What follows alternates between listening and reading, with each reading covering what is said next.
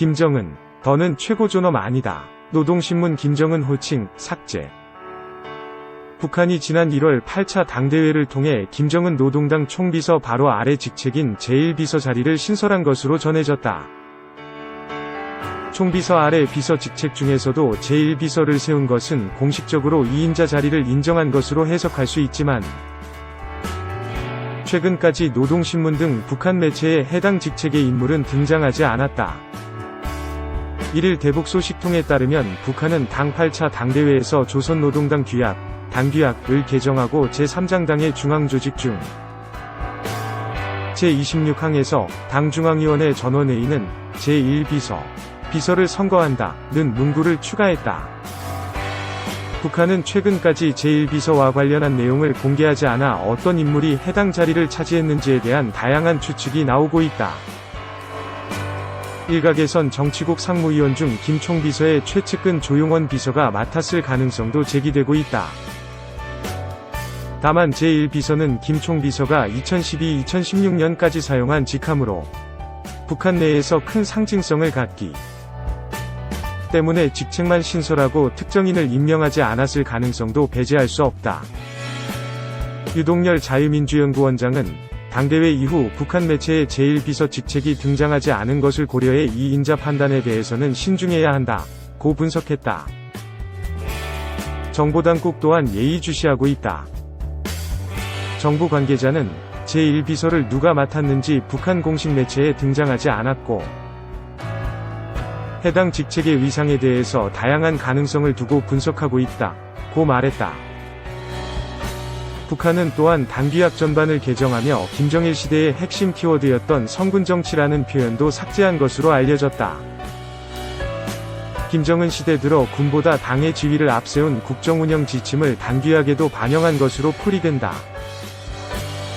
또한 서문에서 조선노동당의 당면 목적은 공화국 북반부에서 사회주의 강성국가를 건설하며 전국적 범위에서 민족 해방민주주의의 과업을 수행하는 데 있다는 문구를 전국적인 범위에서 사회의 자주적이고 민주적인 발전 실현으로 수정한 것으로 알려졌다.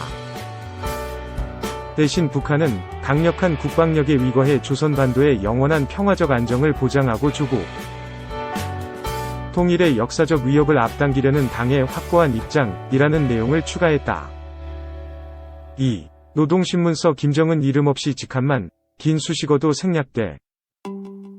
북한 노동당 기관지 노동신문이 당 제7기 제5차 중앙위원회 전원회의 소식을 전하는 기사에서 김정은 국무위원장의 호칭을 이름 없이 조선노동당 위원장 동지라고만 칭하는 경우가 포착돼 눈길을 끌고 있다. 이는 그동안 대내외 매체에서 이름과 직함을 함께 썼던 것과 대조되는 것으로, 특히 전체 주민이 의무로 학습해야 하는 전원회의 결정서에서 이 같은 행보를 보인 의도가 주목된다. 이에 탈북민들은 노동신문이 주민 우상화에 있어 주요한 역할을 차지하고 있다는 점에서 이례적이라고 지적하고 있다. 또한 선대, 김일성, 김정일들의 이름 뒤에 따라붙던 긴 수식어도 생략돼 있다는 점도 주목해야 한다고 했다.